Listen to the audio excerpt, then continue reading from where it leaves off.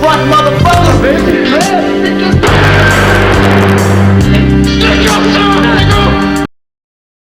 Check 1 2, check 1 2. This your host with the most, live from the West Coast, Professor Trynch. And once again, this is Trynch Talk Podcast. So we're going to go ahead and let's talk about some of the up and coming and trending topics. Well, for one, Trump, he has been indicted and faces 30 counts of business fraud. And he spent about 7 hours answering questions in New York. And the number one question that I personally have is all the people who are against Trump in the political world, all the people that they could have asked a question to, all the people that they could have really just went back and forth in literally solving some puzzles that we were wondering about Trump when it came to him saying out loud that he doesn't pay his taxes, which is the thing that got him pretty much like put in this situation. Why are they asking Stormy Daniels any questions? Why are you asking Stormy Daniels anything? Look. I'm just going to keep it 100. The bitch got paid, man. She got paid to do a service. She did her service. Man, it's not like she was really shocking the goddamn political world before all this shit. Had Trump not become president, they wouldn't be asking her about none of this stuff. And on top of that, he's not indicted on buying pussy. He's indicted on business fraud. Business. What is the business outside of that one-time transaction? Check this out. We need to stop giving certain people the limelight in a section that they don't have any expertise in. That's all I'm hearing. I'm hearing, let's ask somebody who just doesn't like this motherfucker and really despised him, even though she signed paperwork to shut the fuck up and she was quiet for so long. So this is like the dumbest shit ever. Donald Trump.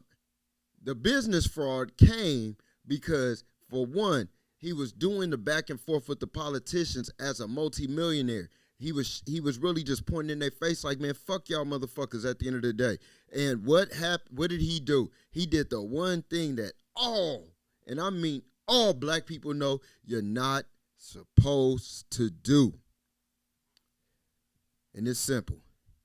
He bragged about getting away with doing some illegal shit that he been doing for years, for decades. He bragged about it. Everybody knows if you're getting away with something, you shut the fuck up and then you make a one sweet day to just stop doing the bullshit. That's the goal, to stop doing it. But everybody knows once you get a taste of some real money and it's the wrong way, you're not going to stop. Just like if you get some money the right way, you're not going to stop because it feels too good to do some life-changing shit. And you're not going to go backwards. So I personally don't have an opinion when it comes to Donald Trump, when it comes to his character. The only thing the motherfucker really did that everybody, well, two things. The money that he gave out was a ridiculous amount that nobody else in all my years of being alive had ever gave. I mean, like the most I think I could think of is right when Obama came into office, George Bush has signed off on a stimulus deal where some people got 300, some people got 600, but it was that one time, and it wasn't for almost 13 years later that we saw that money coming every week. So that's one thing. The other thing Donald Trump did was be an ignorant motherfucker, like a street corner slick talking dude, and made me laugh every day of him being in president. All 1,460 days, he made me bust up laughing because it doesn't get no more ignorant than this dude. This dude is one of the most ignorant presidents we've ever had. Everybody else has always presented themselves civilized with class and dignity.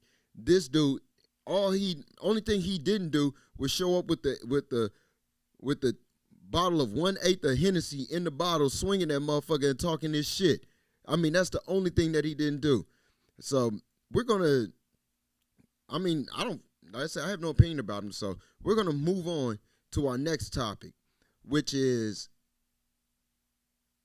Marino going up against Troy Ave in this situation where Taxstone was found guilty on murder charges as well as discharging a firearm in a public place. And Troy Ave took great pride in the fact that that he was sentenced. I mean, he got down on the stand with him. These two individuals, Troy Ave and Taxstone, were having they were having words back and forth. It was seen on the internet, or should I say, like Taxstone was having a lot of words towards him. And let's just say when they finally met up, the interaction, it was extremely hostile. It led to a gentleman passing away. Rest in peace, Banger. And it was more of like after all of that, the taunting that Troy Ave was doing, when you know you was getting on the stand, it left a lot of people feeling mentally conflicted. And he went in interviews dancing around the question, were you going to get down on that stand? And he danced around it, and recently he just gave everybody an answer. Fucking yes, he was going to get down on the stand. The dude was shot in both legs. He felt some type of way. He felt he lost his right hand, man.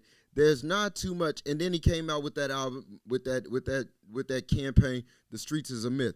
Even though I remember, rest in peace to my relative Rashad Booker, aka Low.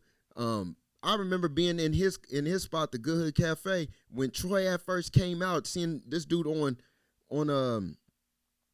Rap City, and one of the first songs he had was "Brooklyn, Brooklyn, That's My Home," where if you say the wrong thing, you'll get popped in your dome. I mean, like, he didn't come out bumping doing no like Razzcast, Talib Kweli, Most Def, Common. He didn't come in on that type of shit. He didn't come in trying to fix the streets. He came in talking about how I used to sell crack. I came in on street politics.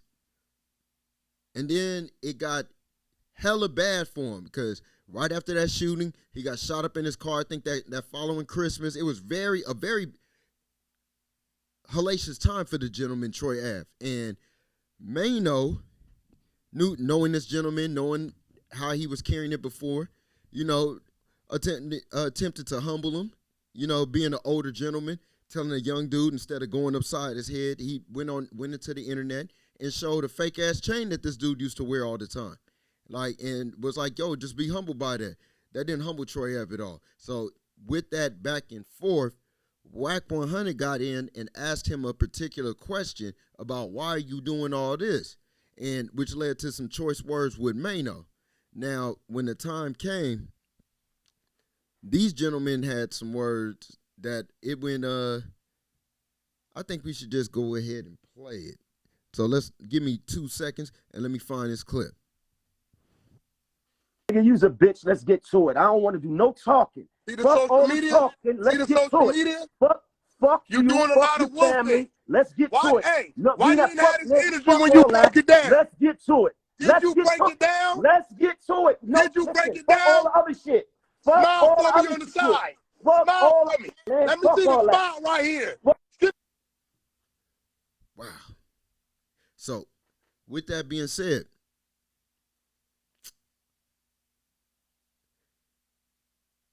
my personal view when it comes down to it, Wack100 is a media personality. He presents himself as a media personality. With him knowing a lot of things within the streets, he tends to give you a perspective that is very objective. It is very objective. Marino is hands-on from the time that he's shown himself into the game, from the time that he has premiered himself. Like, he has always been very hands-on about how he feels about it. He's very direct. He, like, as you can see in that video, he's not gonna BS with you. Matter of fact, I think he went back and forth with Snow Billy before. And real quick, let's play a clip of the back and forth with him and Snow Billy. You scared niggas gonna tap you out. My nigga, what are you talking about? See, that's what I'm talking about, my nigga. Niggas from the previous know you gonna meet on Marcus Garvey. You're not gonna meet in the projects, my nigga. What are you talking about? All these is made up stories, man. Nigga, you ain't gonna meet. You gonna meet in foreign projects, nigga. You ain't gonna meet in no foreign projects with a nigga. Come on, my nigga. Come on, man. You're not meeting in the projects, nigga. Fuck you talking about, nigga. Fuck you talking about, nigga. Fuck you can't come in the projects, nigga. Once again, straight to it. Straight to the point. No cut. Like, no chaser. So, with with these being older gentlemen, I feel like there's a certain level of understanding that the youth should have as far as the generations that came before them. This is not the generation that was working the steam mill, that was working the Ford factory. This was not this generation of elders that are coming. They are not from the era where they're just a child, or we're working a lot better towards being better people. And I mean as far as the 35 and up crowd, 35 and up, we have seen a level of things go down in these streets out here where I'm gonna say this, like, if you don't come with some respect, it's gonna get the clash is gonna be monumental. So let's hope these gentlemen work everything out, and let's move on to our next topic. The documentary that Hulu is working on has so many newly grandmothers, aunties, and mothers, and women of a particular generation. The women who were outside, the gentlemen who were outside, when outside was one of the greatest things you could ever do. Not this bullshit violence where everybody coming outside with automatic pistols and just waving the motherfuckers, and then they think that they having a good time, when really they just scaring the fuck out of each other. No. Hulu got a documentary coming out about, by far, one of the funnest eras for young blacks in America. Freaknik. I've seen so many clips of my sisters out here with a particular look of worry in their face. Oh, I can't wait for it to come out. Hey, watch Trynch Talk podcast when I review this movie. My point of view is going to be different. Freaknik was a spring break for the black college students. But when the street niggas came over to that motherfucker, I swear it turned that motherfucker out. So they bringing up 1994. I was only 9 years old. Matter of fact, when that happened, I was probably 8 at the time. But Freaknik, let's put it like this. Freaknik was such a shockwave that there was countless groups of people nationwide, not even in college, just trying to consistently relive these moments over and over and over and over and over. 365 days a week, year after year after year after year. And then one day, the sound and the sound of music, the style of music, and as well as the mindset of the youth that was listening to that music changed, and the spirit of it disappeared. It was a folktale. It was a mythical legend at some point. What is this Freaknik? Well, now y'all about to find out. It wasn't no goddamn Team Summit. It was more like a Easy and Dr. Dre party in the NWA days. So I can't wait. I can't wait for that shit to come out. So everybody stay tuned. Everybody just wait for that documentary to come out, because I'm going to review that motherfucker. I might even go live and just give you hands-on footage of this shit. And on to our next thing, the professor's rant. Make sure I started this podcast off with coffee. We're going to start doing the shows when I'm going off the liquor and really start talking a whole lot slicker. Look, meaning well versus good advice. A person that means well, they will see you going through something. And they may not have gone through it at all, but they will give you some comforting words that in your moment of, I'm going to just say weakness, you will bypass your common logic, knowing how this person actually thinks and knowing whether or not if you make more mistakes than them or they make more mistakes than you or y'all just equally fuck ups, that you will listen to this person and backtrack yourself. Stop backtracking yourself in life. The number one thing that you have to do is, no matter what, take a grip of your own life. As you live this, you will be presented with countless situations where you have to deal with shit on your own. There is nobody that can save you from yourself. Like, and if you think somebody's gonna save you from yourself, well, you might be probably 50 years old before you really catch on. So, no matter what, good advice hurts. Good advice is a person telling you that when is the last time you had a good idea and making you realize in your head, I went through this, and every time I use my logic and every time I got something bad going on, but I blame the other person. No, you're stupid. Older women, older gentlemen from my era, I'm raised by the 40s, the 50s, and the 60s. They'll tell you that you're stupid, that you're dumb as a box of rocks. They'll tell you that you're smart, and why did you make a stupid decision? And you will feel such a burn in life, you will never want to feel that shit again. Like, out of everything, when I think back to my own personal experiences of being around my peers, I did not go through the same situation over and over outside of with bitches when I felt a certain type of sting to life that I did not like. I never went through that same situation again. Like, so a lot of the time, like, I learned, take a grip of your own life. So that's the best advice that that's good advice. Now, everything is going to be all right. That is a person telling you that it means well. Hey, good things are coming your way. Have you really ever gone through some shit in life? Everybody's telling you this positive shit, and it seems like shit just keeps getting more negative. Well, that's because you're supposed to go through this shit. Don't listen to those people that's trying to make you feel better. You feeling better is the reason why you're fucked up. So at the end of the day, no matter what, stop talking all this good shit knowing you won't have more experience. And I only really go in on people who are fucking stupid because there are too many stupid people out here continuously fucking up good people's lives. If you come down hard on yourself, keep coming down hard on yourself. Never stop, because you ain't gonna want to hear what the next motherfucker got to tell you anyway.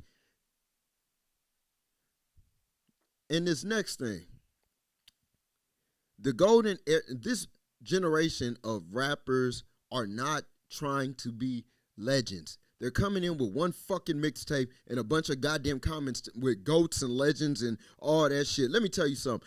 When LL Cool J said he was the GOAT, on that track that he said that he was the GOAT, he destroyed a up-and-coming demon in rap.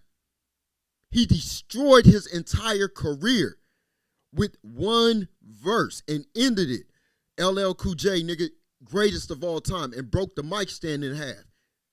A lot of y'all dudes don't even have hands strong enough to pick up or even have the strength to pick up a fucking mic stand, let alone the knee strength to break it in fucking half, let alone are y'all tearing mics down with y'all records. Y'all just bullshitting. Y'all know what it is. This is hip hop. This is rap. This is motherfucking straight up street poetry. Y'all motherfuckers need to start coming with some metaphors, some type of way of saying why your hood is so different. How is your hood hell? How is your hood heaven? How are you rising to the top? What is the different ways that you can give us some type of way to take us out of the current mindset of luxurious poverty? Because at first it was just poverty. Now it's just luxurious poverty because these same sectors that are fucked up just have people with more diamonds around their neck, more gold around their neck, maybe with more of an idea of buying property, and maybe more people buying property and not really settling into a situation.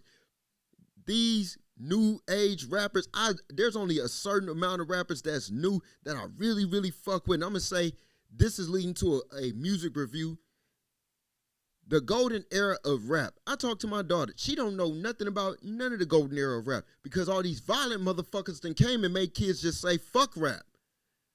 Like, it literally made a whole generation say fuck rap. I see a new generation of kids coming in a lot more positive. Yeah, they're talking a lot more shit, but they don't deal with the same fucked up mental burdens of seeing consistent criminal activity when they walk out the house. Damn near, it's a ghost town when these kids walk out the house. So they don't want to, and even when a dude is telling them about their violent history, they telling you, get some fucking money.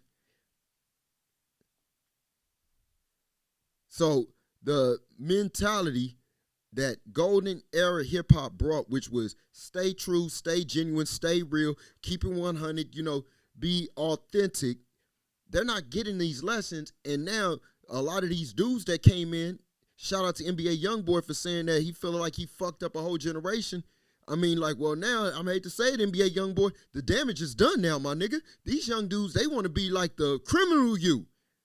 So when you present yourself as a criminal, you going to get, your fans are going to grip to that. I grew up watching M.O.P., Annie Up. When Annie Up came out, that song, I don't give a fuck how much of a Bible thumper you were. Do you know how many in my mind, you know how many chains I snatched in my mind? Do you know how many niggas I robbed in my mind? But then I hear cats like, when cats like Currency came about, Wiz Khalifa. Shout out to this new kid, Larry June, that's out here tearing this shit down with that new album, The Great Escape. That motherfucker is a banger from beginning to end. There is nothing else that I could say about that. That motherfucker, from Turkish Cotton to Margie's Candy House, that motherfucker is a banger. Like, a total chilled, relaxed vibe. It makes you want to check your bank account. If you don't have enough money in that motherfucker, it makes you want to get up and go put some money in that motherfucker. So I salute all the MCs that's an MC to me. Because and then when you listen to all his projects, he stays consistent to his style and he switches it up. And he works with nothing but legends when it comes to in this game. So let's keep that side of rap more of a notable. Let's give that side of hip hop more notoriety. Let's start giving limelight to particular dancers that's giving light to the culture. Let's give light to to the graffiti artists and the people who are artists that's bumping Wu-Tang in the background. Let's give a shout out to the people who really are loving the raw sound of hip hop from 1973 all the way till 2023, because there are those of us who bump every generation of rap, and it is important that the new generation takes to that so this shit can live another 50 years. Because if you give up on motherfucker, if you give up because you see all the murder, because you hear drill music, you're not gonna understand the Dungeon Family and the positivity. Music is timeless, so get out of a time zone and get into a time zone that actually fits you. Like, I might have been born in the early '80s, but all at the same time, I took to a lot of music that came out when I was 8 or 9 years old. The funk, the G funk, the basement sound type tracks, like the Detroit slum villages, you know what I'm saying? Like every type of sound that hip hop has to offer, I went back and I paid attention to, and I'm glad I did, because I'm not closed-minded about my culture. So at the end of the day, golden era, that era that came out, that Tribe Called Quest, Biggie, motherfucking M.O.P. Let's see, the Ghetto Boys, the Death Row, Bad Boy, Rockefeller, shit. I mean, like, every era that you could really think of, just go back and listen to all them people, and then look at the people who collaborated with them, and even though you don't know them, then go start checking out their music, and then you're going to realize why that's the golden era. They didn't make all the money, but it's crazy to say it, the broker they are, the greater the music is. So this is Professor Trynch. Trynch Talk Podcast is the only place you can come to get this realness. I'm not sugarcoating it. I'm not sitting around here being wishy-washy with it or one-sided with it. Hey, look, I talk my talk because this is the trenches. Make sure that y'all go ahead and go check us out at outertrenchesbiz.com. If you're looking for a good studio that's out of the way, that you want to relax in, that you want to be able to record in a peaceful zone, we got reasonable rates. Holla at us. Peace.